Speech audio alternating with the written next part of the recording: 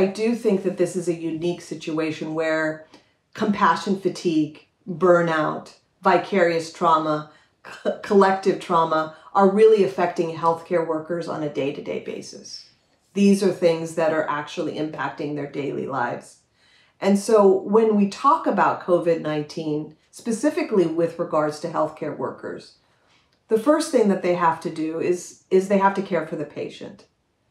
And in their daily lives of their careers, they've dedicated themselves to what? Being compassionate and kind and centered with their patients.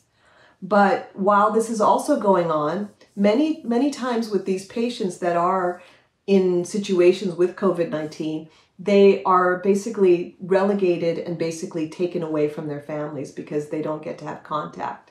And so the healthcare worker becomes their family. They becomes their daughter, their mother, their spouse. Every kind of intimate contact at the end of life becomes the healthcare worker. And so it's not only caring for the basic needs of health and wellness of this patient, but the emotional and the social needs of the patient. And so that in and of itself produces a significant amount of vicarious trauma because it requires a great wealth of what? Energy.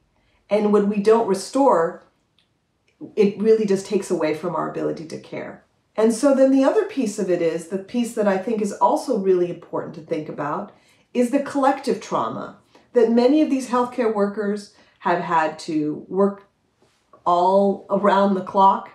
They're worried about infecting themselves. They're worried about infecting their colleagues. They're worried about infecting their family members, specifically if they have elderly parents and if they have children to take care of. Then there's the remote learning issue where many healthcare workers have children that are at home now and they have to care for their needs.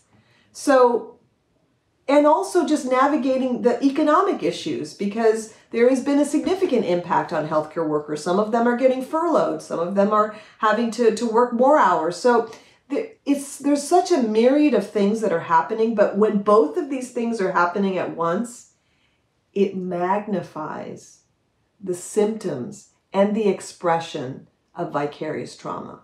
And that is what I think we're seeing right now.